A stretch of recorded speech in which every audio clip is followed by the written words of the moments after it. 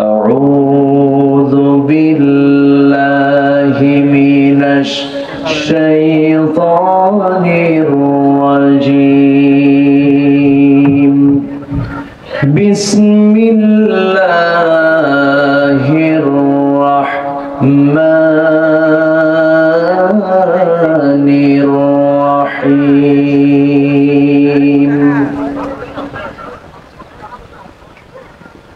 يا أيها الناس إنا خلقناكم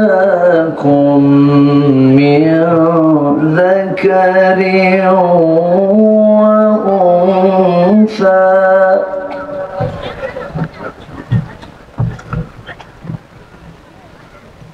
وجعلناكم شعوبا وقبائل لتعارفوا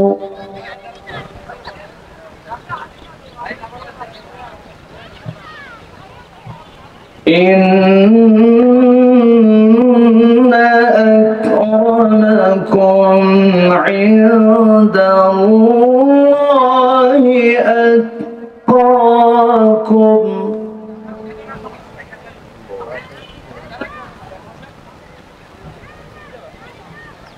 إن الله عليم خبير.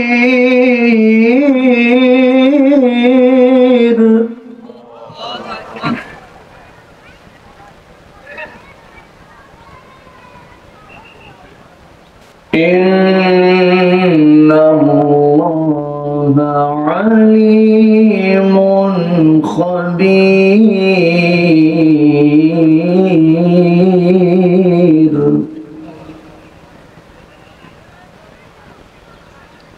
الله أكبر.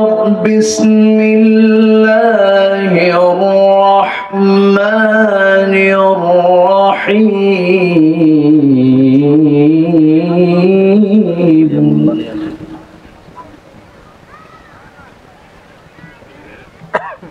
إن الله وملائكته يصلون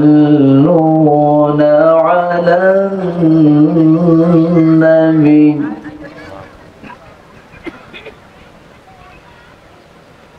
يا أيها الذين آمنوا صلوا عليه وسلموا تسليما. اللهم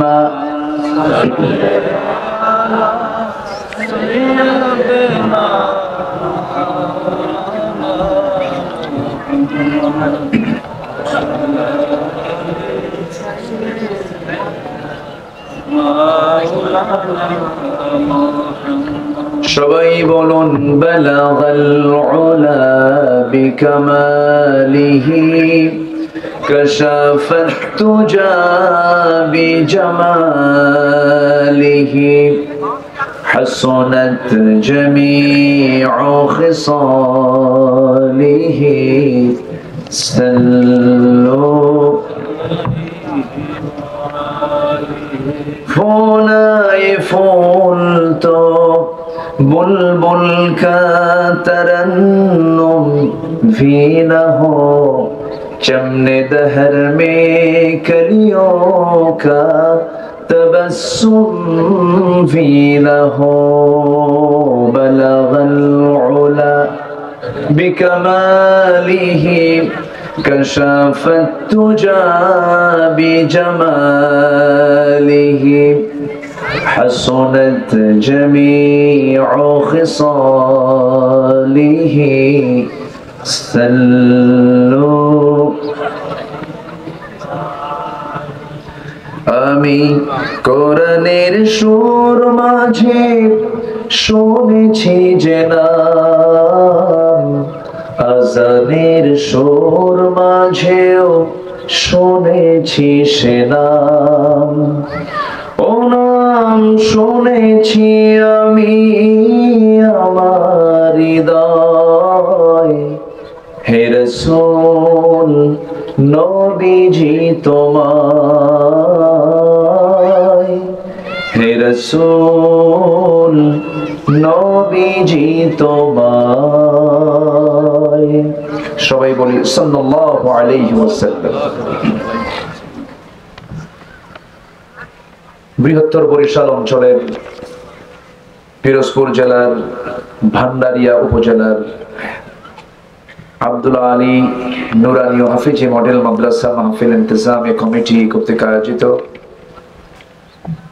যুব সমাজের উদ্যোগে অনুষ্ঠিত পঞ্চম বার্ষিকী তাফসীরুল কোরআন মাহফিল 2025 হাফেজ ছাত্রদের পাগড়ি প্রদানের এই মহৎ আয়োজনে উপস্থিত সম্মানিত সুযোগ্য সভাপতি, এলাকার কৃতি সন্তান, বিশিষ্ট সমাজসেবক, ব্যবসায়ী আব্দুল আলী নুরানি হাফিজি মডেল মাদ্রাসার সম্মানিত প্রতিষ্ঠাতা চেয়ারম্যান জনাব আলহাজ মোহাম্মদ নুরুল ইসলাম, আজকের মাহফিলের বরেণ্য অতিথিবৃন্দ, বিশেষ করে আমার পূর্বে কথা বলেছেন মাওলানা হাফিজ আতাউল্লাহ জামালি, কথা বলেছেন মাওলানা আব্দুল্লাহ আল মামুন, কথা সুন্দর সঙ্গীত দিয়ে হৃদয়ের খোরাক জুগিয়েছেন আমার অত্যন্ত কাছের আমার ভাইজান, প্রিয় ভাই, বিশিষ্ট সঙ্গীত শিল্পী জনাব শরীফুল ইসলাম ভাই সহ উপস্থিত হাজারাত উলামায়ে কেরাম, ফদলা ইজাম, সুশীল সমাজ, জাতির শ্রেষ্ঠ সন্তান, শিক্ষক মন্ডলী, জাতির বিবেক, সাংবাদিক বৃন্দ, প্রশাসনের দায়িত্ব নিয়োজিত কর্মকর্তা বৃন্দ, সামনে উপস্থিত আজকের মাহফিলের প্রধান আকর্ষণ, যাদেরকে নিয়ে আজকের এই সাজানো গোছানো বর্ণাঢ্য আয়োজন, তাওহীদের পতাকাবাহী, কালেমার ঝান্ডাবাহী, দ্বীন ইসলামের নূর শারদুল বীর মুজাহিদ, প্রাণ প্রিয় সম্মানিত দ্বীনী ভাইরা, আড়ালে বসে আছেন শ্রদ্ধেয়া সম্মানিতা মা বোনেরা। আলোচনার সূচনায় আনুষ্ঠানিকতার মধ্য দিয়ে আমার পক্ষ থেকে আবারও দিল খোলা সালাম, আসসালামু আলাইকুম ওয়া রাহমাতুল্লাহি ওয়া বারাকাতুহু। সবাই কেমন আছেন? সবাই কেমন আছেন? আল্লাহর মেহেরবানি, আল্লাহ তাআলা আমাদেরকে সুস্থ অবস্থায় ভালো রেখে 24 ঘন্টার ভিতরে সবচেয়ে ব্যস্তপূর্ণ একটি টাইম হচ্ছে এই টাইমটা। মানুষ বিভিন্ন জায়গায় বিভিন্ন কাজে ব্যস্ত থাকে। আমরা কোরআনের জন্য ব্যস্ত হয়ে সুস্থ হালতে আমরা বসতে পেরেছি জান্নাতের টুকরায়। শুকরিয়া আদায় করছি, মুহাব্বাতান বলে উঠছি আলহামদুলিল্লাহ। আবারও বলছি আলহামদুলিল্লাহ। চিৎকার মেরে বলছি আল্লাহুম্মা ইন্নী আসআলুকা আল হুদা ওয়াত তুকা ওয়াল আফাফা ওয়াল গিনা। সবাই বলি আল্লাহুম্মা আইন্নি আলা যিকরিকা ওয়া শুকরিকা ওয়া হুসনি ইবাদাতিকা। আমরা আল্লাহ তাআলার শুকর আদায় করে নিলাম। আমরা কিছুক্ষণ আগে এটা সুন্দর একটি মুহূর্ত অতিক্রম করেছি, দেখেছি দুটা ছাত্রের মাথায় আমরা পাগড়ি দিয়েছি, দস্তারবন্দি দিয়েছি। আমরা বলুন তো, এর চাইতে বড় অর্জন পৃথিবীতে আর দ্বিতীয়টা থাকতে পারে? এই মাইক মাইক ঠিক হয় না কেন? এরকম হচ্ছে কেন? ঠিক করে। এই পৃথিবীতে যত অর্জন বলেন, সুইডিশ একাডেমি নোবেল পুরস্কার দিয়ে দেয়, বিভিন্ন শিক্ষায় সামাজিক অবদান, বিভিন্ন কারণে তারা এই পুরস্কারে পুরস্কৃত করে।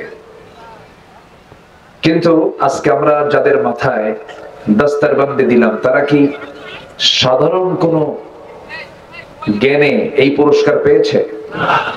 বলুন তো, সাধারণ জ্ঞান না ঐশী জ্ঞান?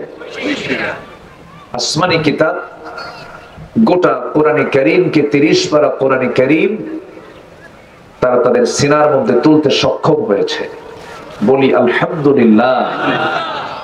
আমার নুরুল ইসলাম ভাই, তিনি তার শর্ট কথায়, বিচক্ষণ মানুষের কথা বলতে বেশি সময় লাগে না, এত সুন্দর করে অল্প সময়ে সব কথা বলে দিয়েছেন।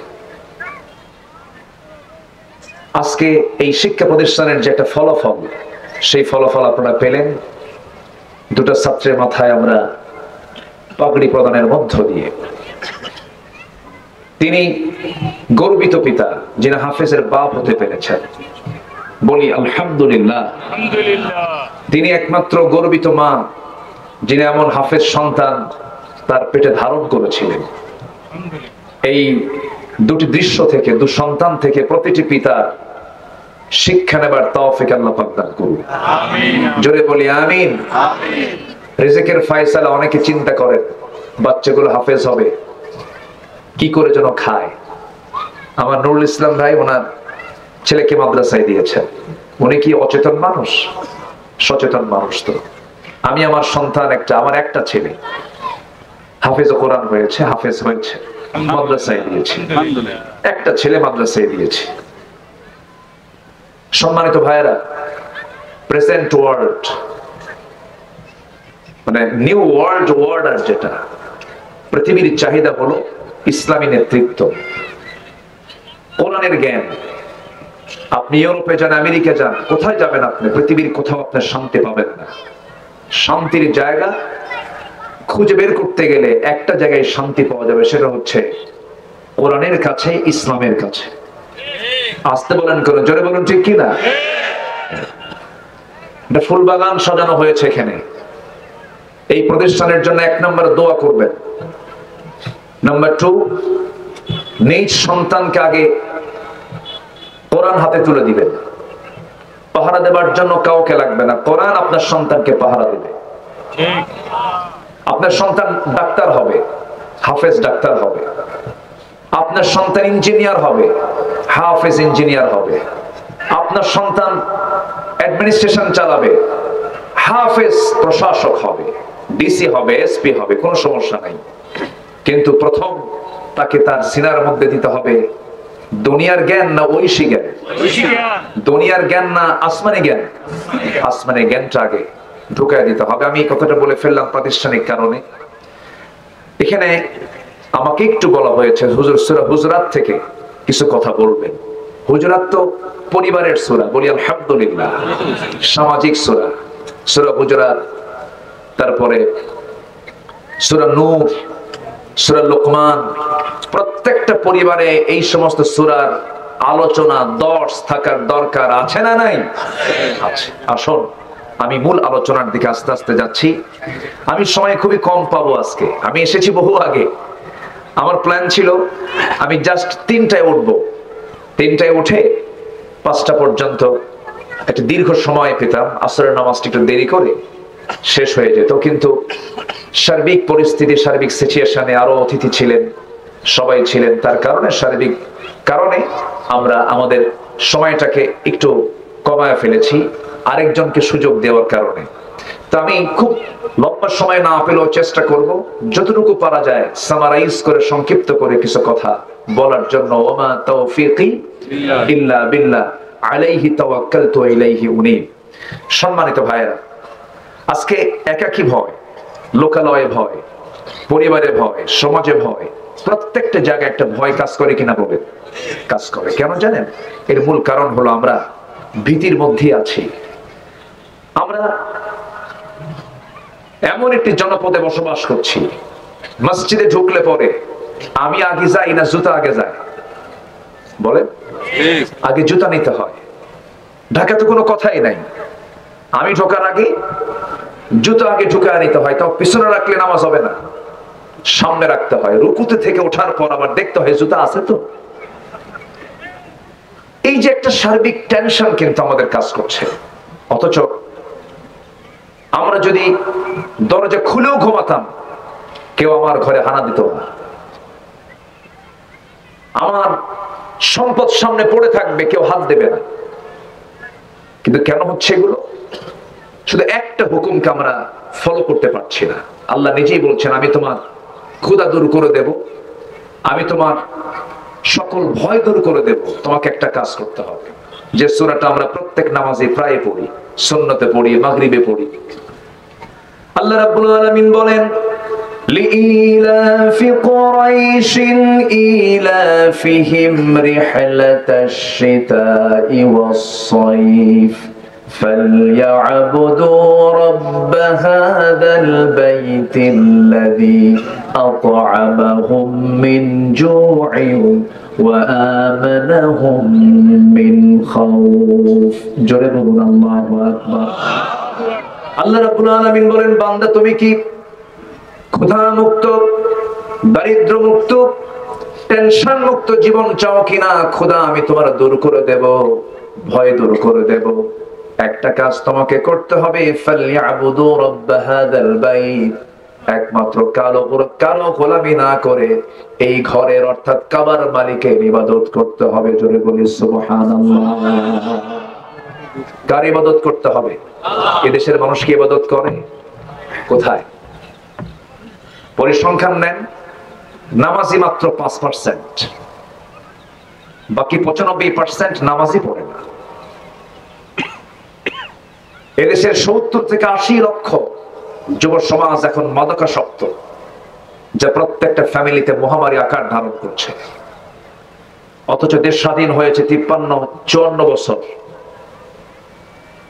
মিনিস্ট্রি অফ এডুকেশন ছিল, ধর্ম মন্ত্রণালয় ছিল, যুব মন্ত্রণালয় ছিল, প্রত্যেকটি সেক্টর ডিপার্টমেন্টের দায়িত্বশীলরাও ছিলেন। কিন্তু হাতে হাতে যুবকদের হাতে হাতে আজকে মাদক।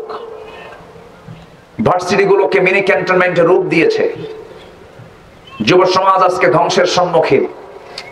জাতি 20 কোটি মুসলমানের মাত্র 5% মুসলমান নামাজ পড়ে। কি হয়েছে? কিছুই করেনি।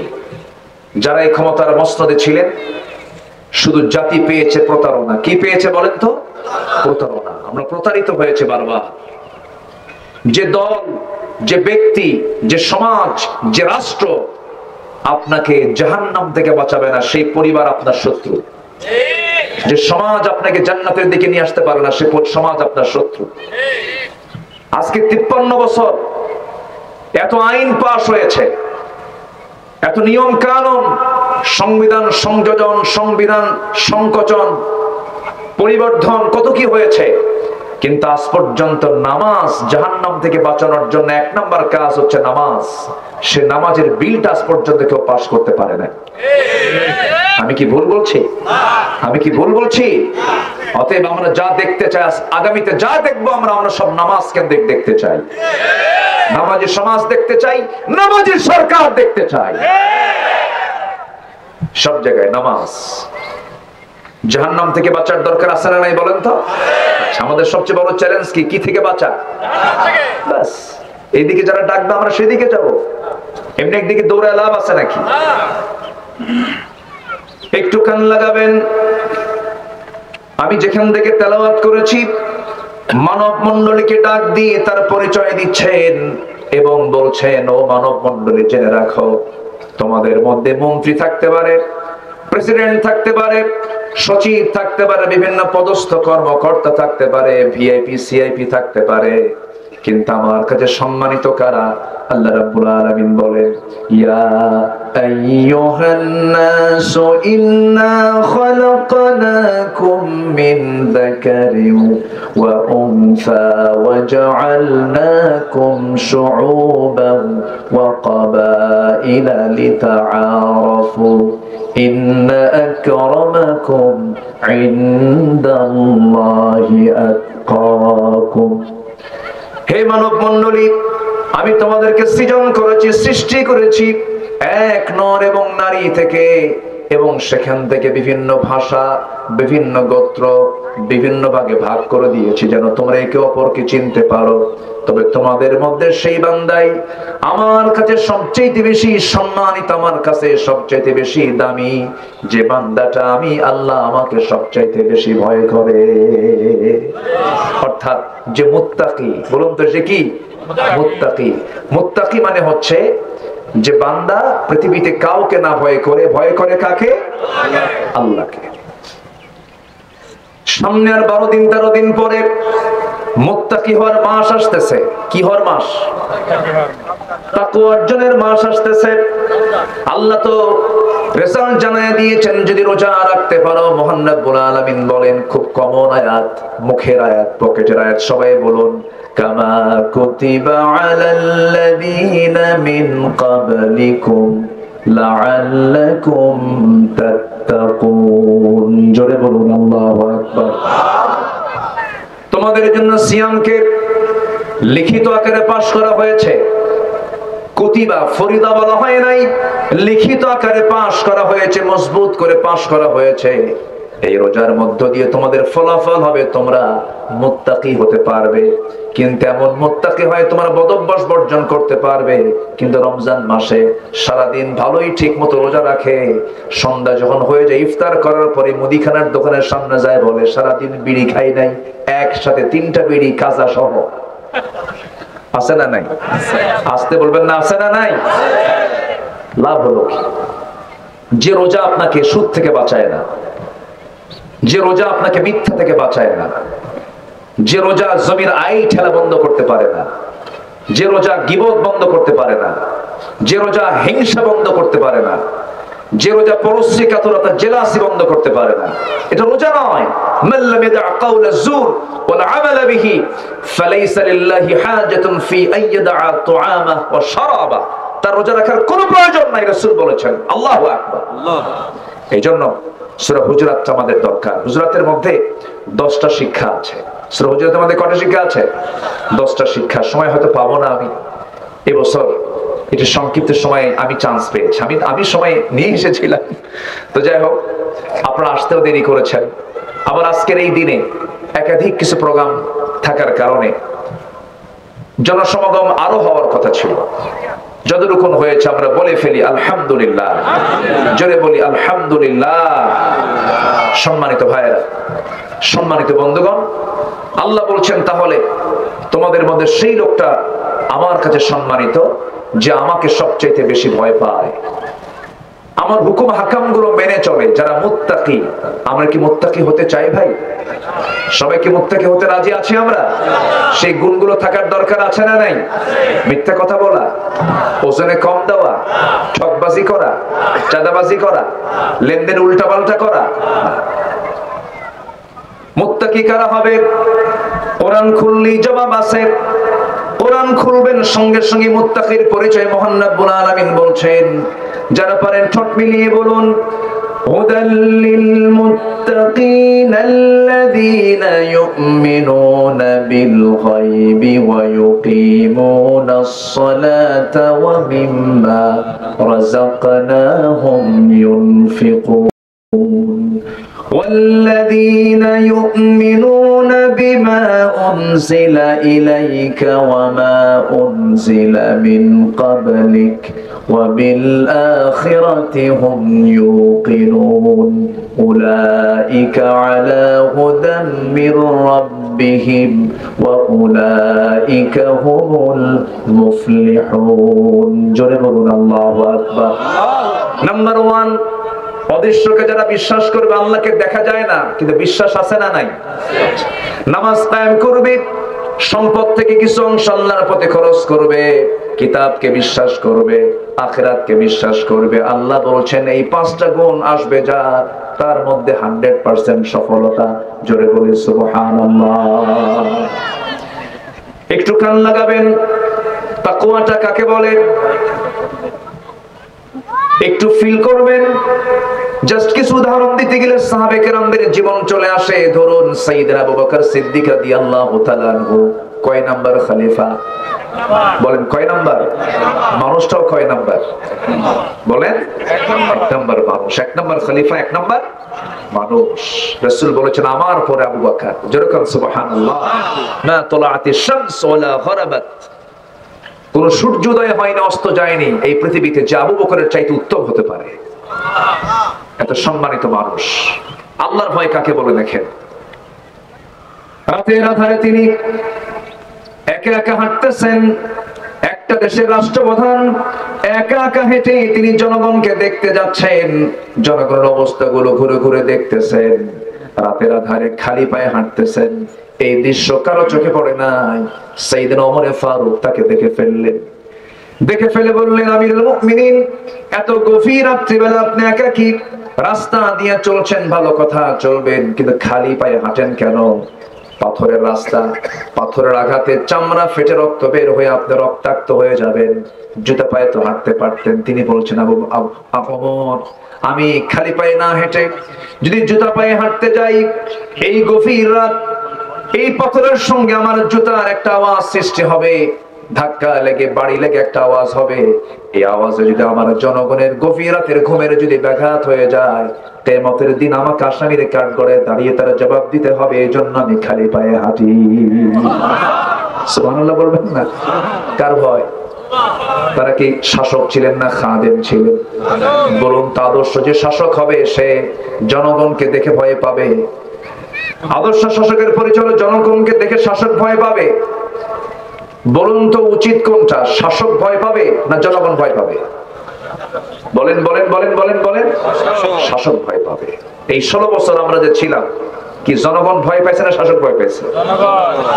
বলেন।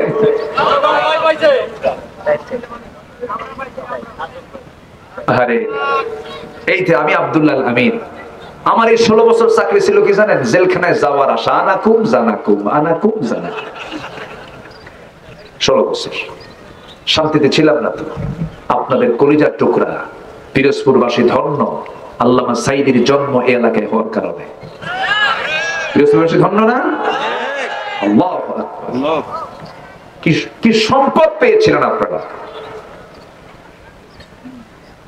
দাঁত থাকলে তো বোঝা যায় না, দাঁত হারালে টের পাওয়া যায়। আমরা কাকে হারাইছি? পিরোজপুরে এসে তার নাম না নিলে কৃপণতা হয়ে যাবে। এক নাম্বার, তার জন্য আমরা দোয়া করি, আল্লাহ তুমি কবরটাকে জান্নাতের টুকরা বানায় দাও। তিনি পিরোজপুরেই তো শুয়ে আছেন, আপনার সন্তান আপনার ঘরেই এসে শুয়ে আছেন। আমরা তার জন্য দোয়া করি এবং সাথে সাথে এটাও বলতে চাই, আল্লামা সাইদি স্বাভাবিক মৃত্যুবরণ করেননি, তাকে হত্যা করা হয়েছে, নাটক বানানো হয়েছে। কাশিমপুর কারাগার থেকে চিকিৎসার নাম করে হসপিটালে ভর্তি করায়া তাকে পয়জনিং করে, বিষ প্রয়োগ করে হত্যা করা হয়েছে। তাকে জানাজার জন্য পর্যন্ত সুযোগ ভালো করে দেওয়া হয়নি। আর শেষ ওসিয়ত খুলনা আলিয়া মাদ্রাসায় তার দাফন হবে, সেই ওসিয়তটা পূর্ণ করতে দেওয়া হয়নি। এই হত্যাকাণ্ডের সঙ্গে যারা জড়িত, সকল হত্যার বিচারের আগে এই কিংবদন্তি পিরোজপুরের এই কৃতি সন্তান আল্লামা সাইদ রাহিমাহুল্লাহর হত্যার সঙ্গে যারা জড়িত, চূড়ান্ত শাস্তি নিশ্চিত করা হোক। রাজি আছেন কারা কারা? হাত উঁচু করে দেখান মুসলমান।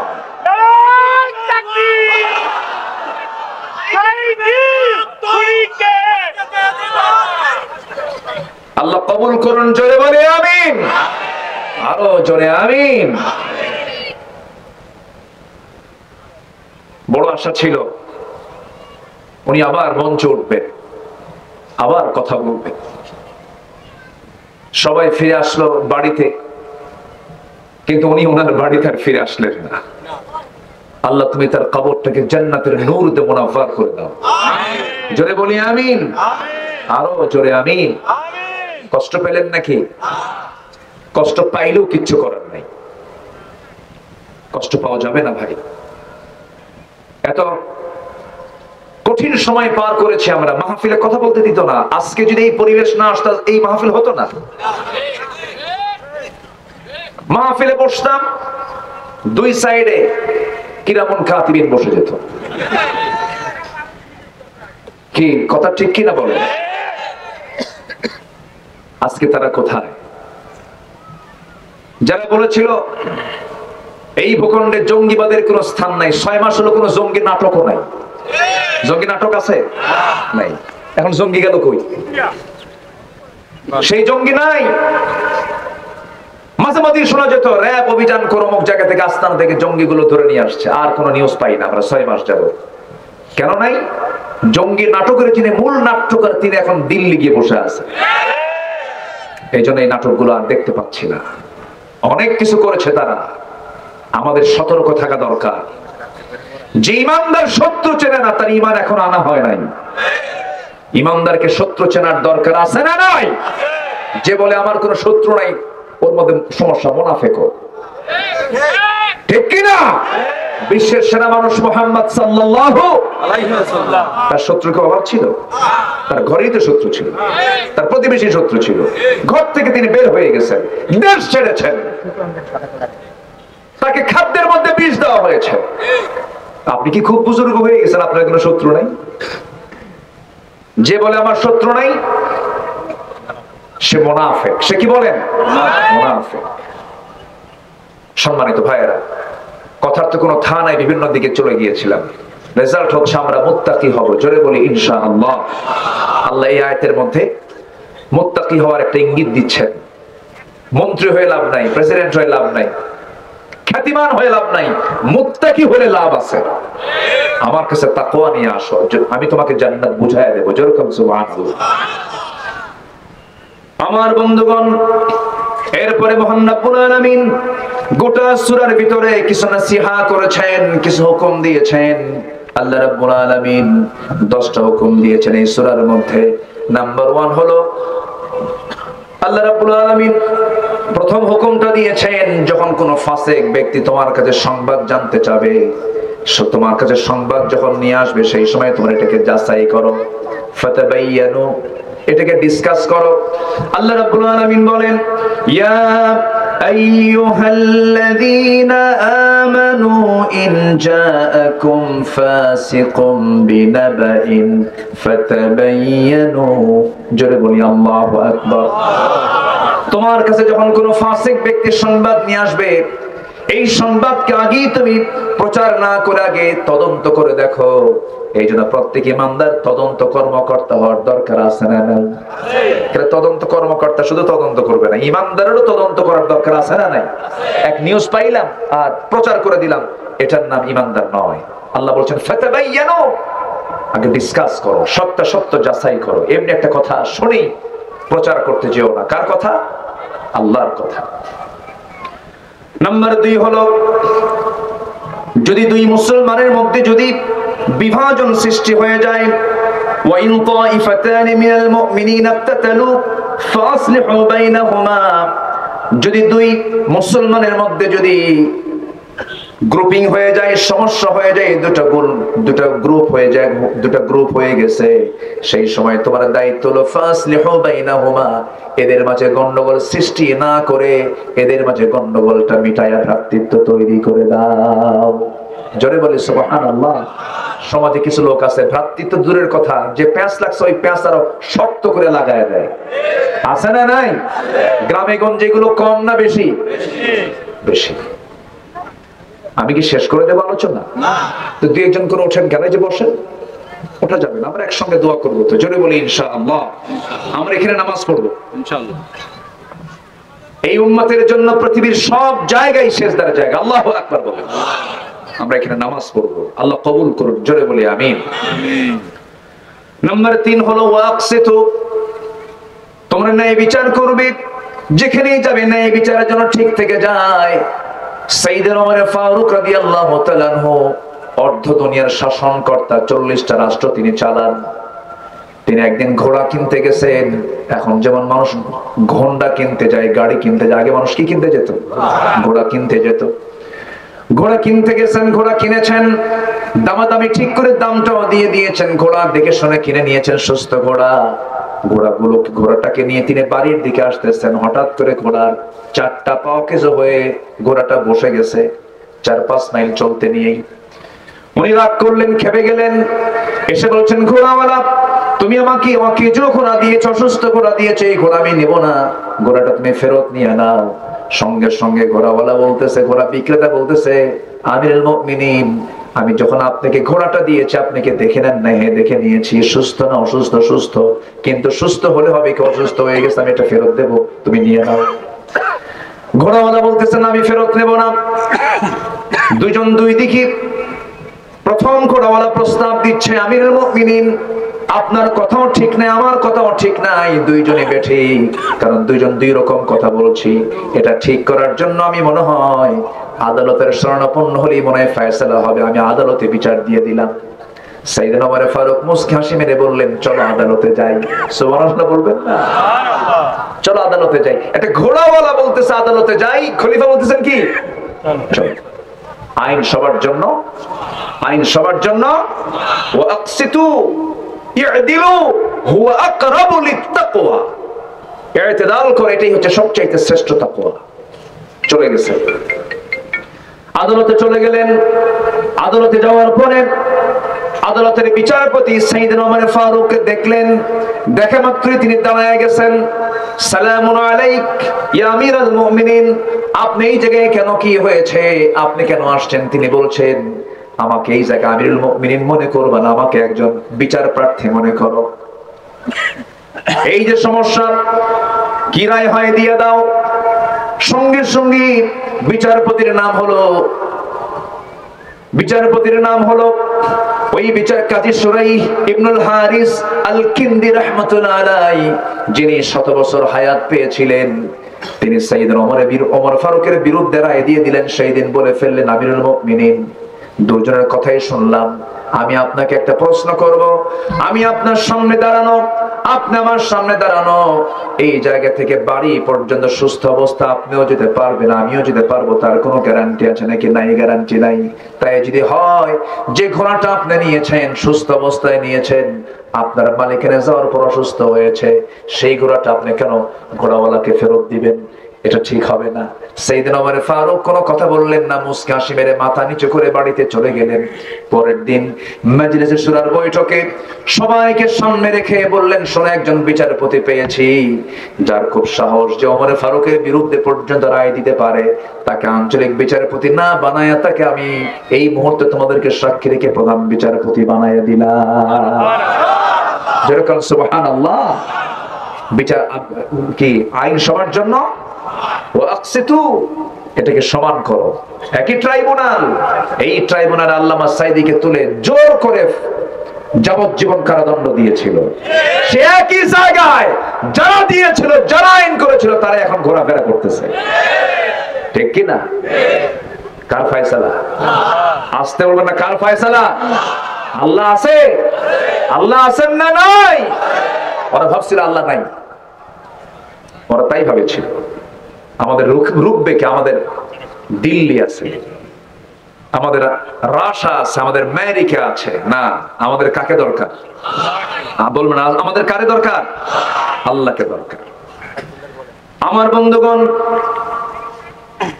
নাম্বার 4 হলো লা ইয়াসখার, কাউকে উপহাস করা যাবে না, হেয় প্রতিপন্ন করা যাবে না, কোন আদম সন্তানকে হেয় করে কথা বলা যাবে না। ওয়ালাকাদ কাররামনা বানি আদম, আমি আদম সন্তানকে সম্মান দিয়েছি, সম্মান করো, কাউকে ছোট চোখে দেখো না, হেয় করো না।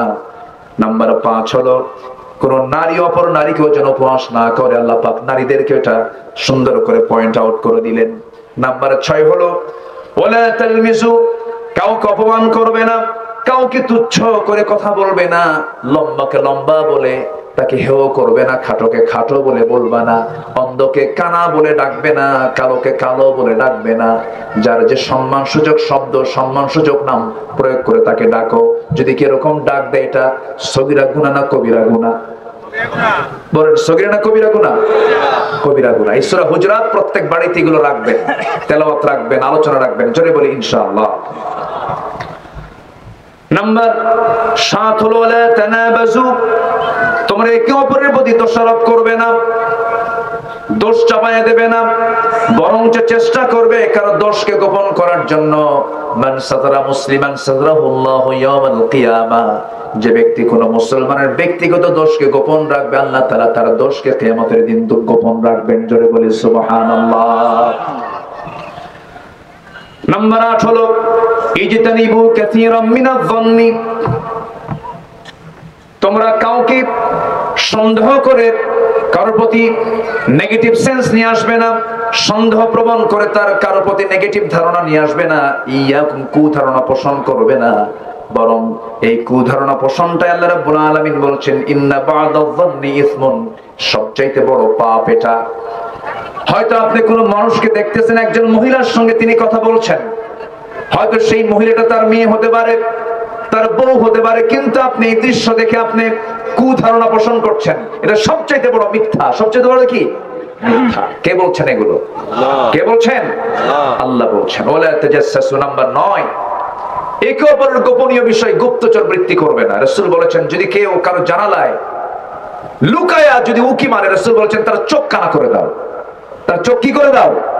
কানা করে দাও। ইসলাম কত সুন্দর ফয়সালাগুলো দিয়েছে। এই সমস্ত সমস্যাগুলো আমাদের সমাজে আছে না নাই বলেন তো? আসতে বলবেন না, আছে না নাই? নাম্বার 10 হলো ওয়ালা ইয়াগতাব বা'দুকুম বা'দা, একে অপরকে তোমরা গীবত করতে যেও না। গীবতটা হলো কারো সত্য জিনিস কিন্তু তার কাছে অপ্রিয়, ওই কথা আপনি তার সামনে বললে সে মন খারাপ করবে। কারো সত্য কিছুকে তার আড়ালে অন্য কাউকে আপনি বলতে গেছেন, এই পাপের গুনাহ হলো সেজন্য মরা ভাইয়ের গোশত যেন খেলো, মারাত্মক গুনাহ। এই সমস্ত গুনাহগুলো 10টা যে গুনার কথা বললাম, ছোট গুনাহ না বড় গুনাহ? আসতে বলেন, ছোট গুনাহ না বড় গুনাহ? বড় গুনাহ।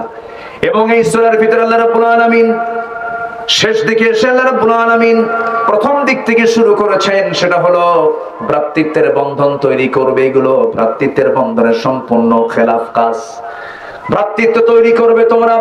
আল্লাহ রাব্বুল আলামিন শুরুতেই আল্লাহ রাব্বুল আলামিন বান্দাকে ডাক দিয়ে বলছেন ইন্নামাল মুমিনুনা ইখওয়াতুন ফাসলিহু বাইনা আখাওয়াইকুম ওয়াত্তাকুল্লাহা লাআল্লাকুম তুরহামুন। জোরে বলুন আল্লাহু আকবার।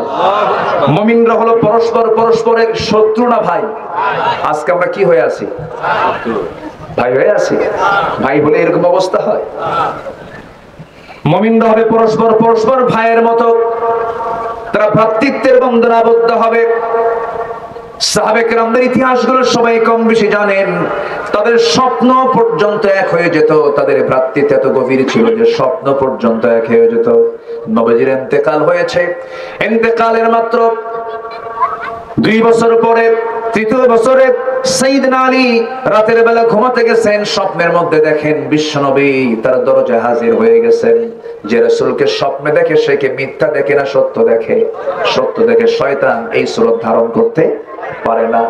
সাইয়েদনা আলী স্বপ্নের মধ্যে দেখেন আমার নবীজি দরজায় হাজির, সালাম দিয়ে বলছে আলী বহুদিন যাবত দেখা হয় না, তোমাকে দেখতে আসলাম। শিওরে বসলেন, অনেকগুলো খেজুর থেকে টোপলা থেকে একটা খেজুর বের করে 3টা আঙ্গুলে সাইয়েদনা আলীকে আমার নবীজি মুখের মধ্যে তুলে দিয়ে বলেন আলী তুমি খাও। তিনি মুখের মধ্যে খেজুরটা স্বপ্নের মধ্যে নিলেন, খাওয়া শুরু করেছেন। অর্ধেক খেতে না খেতেই তার ঘুমটা ভেঙে গেছে। ঘুম থেকে জাগা পেয়ে দেখেন তার জিহ্বার ভিতরে তাজা খেজুরের স্বাদ ফুটে উঠেছে। চোখে পানি চলে আসলো তার। তাহাজ্জুদ আদায় করলেন, ফজর নামাজ পড়ার জন্য মসজিদে চলে গেলেন। তখন খলিফাতুল মুসলিমিন সাইয়েদনা ওমর ফারুক রাদিয়াল্লাহু তাআলা আনহু নামাজে দাঁড়ায় গেছেন। প্রথম কাতারে জায়গা পেলেন না, দ্বিতীয় কাতারে জায়গা পেলেন না আলী, তৃতীয় কাতারে তিনি মাঝখানে দাঁড়ায় গেছেন। নামাজ শুরু হয়ে গেছে, সাইয়েদনা ওমর ফারুক নামাজ পড়াচ্ছেন। একটা আদর্শ রাষ্ট্রের বৈশিষ্ট্য হলো যিনি শাসক হবেন তিনি নামাজ পড়বেন না পড়াবেন? পড়বেন না পড়াবেন? শাসকের পিছনে নামাজ পড়বে, শাসক কারো পিছনে নামাজ পড়বেন না। এটাই হচ্ছে আদর্শ শাসকের বৈশিষ্ট্য, ইসলামী শাসকের বৈশিষ্ট্য। সাইয়েদনা ওমর ফারুক নামাজ পড়ালেন, নামাজ শেষান্তে দেরি করলেন না। দেখলেন কে যেন এক টোপলা এক কার্টুন খেজুর দিয়ে গেছে হাদিয়া স্বরূপ। সেই কার্টুনটা তিনি হাতের মধ্যে নিলেন, কাউকে দায়িত্ব দিলেন না। প্রথম কাতারে সবার হাতে হাতে 2টা 3টা করে খেজুর হাতে হাতে দিয়ে যান। প্রথম কাতার শেষ করলেন, দ্বিতীয় কাতার শেষ করলেন, তৃতীয় কাতারে গিয়ে যখন তিনি খেজুর দিচ্ছিলেন সবাইকে 2-3টা করে খেজুর দিলেন। মাঝখানের তৃতীয় কাতারে মাঝখান পর্যন্ত সবার হাতে হাতে দিয়ে দিলেন। এবার আসলেন আলীর সামনে, আলীর সামনে এসে বলছেন আলী মুখটা ফাঁকা করো, মুখটা ফাঁকা করলেন। অনেকগুলো খেজুর থেকে একটা খেজুর 3 আঙ্গুলে তুলে নিয়ে মুখের মধ্যে দিয়ে বলেন, আলী তুমি এটা খাও। সাইয়েদনা আলী বলছেন, ভাই আমার, সবার হাতে হাতে 2-3টা করে খেজুর দিলেন, আপনি আমাকে একটা খেজুর তাও মুখে দিলেন, এর কারণটা কি? সাইয়েদনা ওমর ফারুক বলছেন, আলী গত রাত্রে রাসূল যদি তোমাকে একটার বেশি 2টা খেজুর খাওয়া দিতেন, আমিও তোমাকে 2টা বেশি 2টা খেজুর খাওয়া দিতাম। মানে যে স্বপ্ন আলী দেখেছেন সেই স্বপ্ন ওমর দেখেছেন। আল্লাহু আকবার বলেন। এটাই হচ্ছে মুহাব্বত, ভালোবাসা। এই ভালোবাসার কি জোয়ার চলছে এখন না ভাটা চলছে? ভাটা। এই ভালোবাসার জোয়ার যখন আসবে, ইসলামের জোয়ারও তখন চলে আসবে। আল্লাহ তুমি এই ভালোবাসার জোয়ারটা বাড়ায় দাও, মুহাব্বতের জোয়ারটা বাড়ায় দাও। জোরে বলি আমিন। আবু সালমা এক সাহাবীর নাম, ইসলাম কবুল করেছেন। উম্মে সালমা তার স্ত্রী, দুজনে ইসলাম কবুল করেছেন। ছোট্ট বাচ্চা, 4 বছর বয়স। নবীজি হিজরত করে চলে গেছেন। আবু সালমা বলছেন, উম্মে সালমা চলো আমরাও মদিনায় চলে যাব। আজান কয়টায় এখানে? আজান কয়টায়? আজান তো 3 মিনিট আছে না, 4 মিনিট আছে। 3-4 মিনিট আছে, সময় তো নাই। দোয়া তো করতে হবে আবার, তাই না? আচ্ছা আচ্ছা, ঠিক আছে ঠিক আছে। মাগরিবের আজান হয়ে গেলে তো সময় কম থাকে, তাই না? তো যাই হোক, আমি কোন সূরা থেকে কথা বলেছি মনে আছে আপনাদের? বলেন তো কোন সূরা, বলেন তো। কয়টা হুকুম? কারণ কয়টা হুকুম বলেছি? 10টা হুকুম। এবং সামনের মাস যে আসছে, এটা কিসের মাস? ফলাফল কি? কি হব আমরা? মুত্তাকি। বলেন কি হব আমরা? মুত্তাকি হব। জোরে বলি ইনশাআল্লাহ। এই আশাবাদ কামনা করছি। আমার পূর্ণাঙ্গ কথা এবার যতটুকু হয়েছে আমরা বলি আলহামদুলিল্লাহ। আমার দিনের বেলা, আমি রাতের বেলা সুযোগ নেই দেখি আমি দিনের বেলা আয়োজনটা আমি ভাইকে বলেছিলাম যে দিনের বেলা করেন। আমার রাতের প্রোগ্রাম হচ্ছে খুলনায়, বুঝেন নাই? আমাকে যেতে হবে।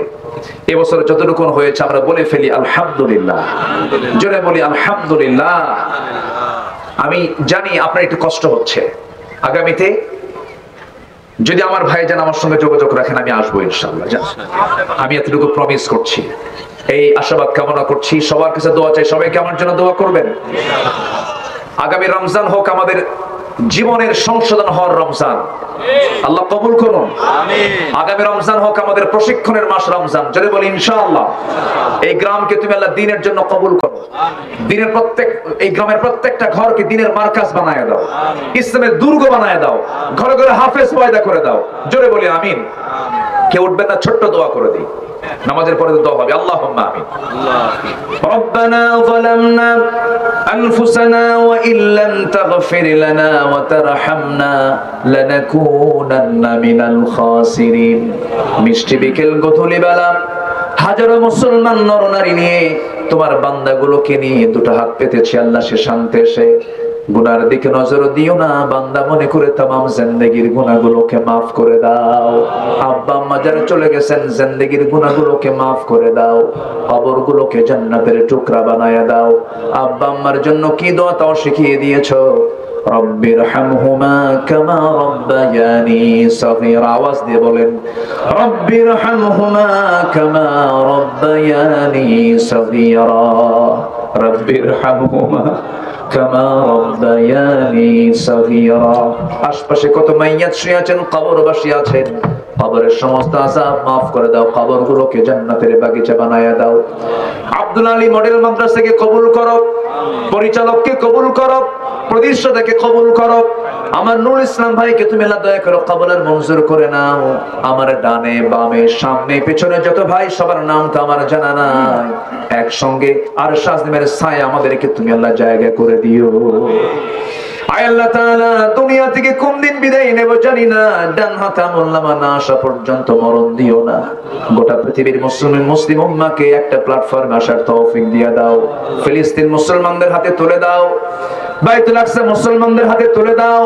কাশ্মীরকে জুলুম মুক্ত করো, যেমন কে সিরিয়াকে জুলুম মুক্ত করেছো। 180 কোটি মুসলমানের দুনিয়া একটা ওমর তুমি আল্লাহ পাঠায়া দাও। দুনিয়া থেকে কোন দিন বিদায় নেব জানি না, তবে যেদিন মরে যাব টান মেরে ঘর থেকে বের করে দেবে। জীবনের শেষ গোসলটা হয়ে যাবে রে, মরা মুখ সব দেখে দেখে চলে যাবে, কবরে শোয়া দেবে, বাঁশ চাপা দেবে, মাটি চাপা দেবে রে। 24 ঘন্টা যাবে না, মাথার চুলগুলো খসে খসে পড়বে, কবরে শোয়া দেবে। 3 দিন যাবে না, চামড়াগুলো গলে গলে পোকার পেটের খাবার হবে। 7 দিন যাবে না, পেটের নাড়ি ভরে সব চোখ মুখ কান নাক দিয়ে বের হওয়া শুরু হয়ে যাবে, কিম্ভূত কিমাকার চেহারা হয়ে যাবে রে। 3 মাস পর কবর খনন করে যদি দেখা হয় কয়েকটা হাড় ছাড়া আর কিছুই খুঁজে পাওয়া যাবে না রে। সে অন্তিম সময়টা যখন চলে আসবে, জবানে জারি করে দিও কালোজয়ী কালিমা তাইয়্যিবা লা ইলাহা ইল্লাল্লাহ মুহাম্মাদুর রাসূলুল্লাহ। আসসালামু আলাইকুম ওয়া রাহমাতুল্লাহি ওয়া বারাকাতুহু।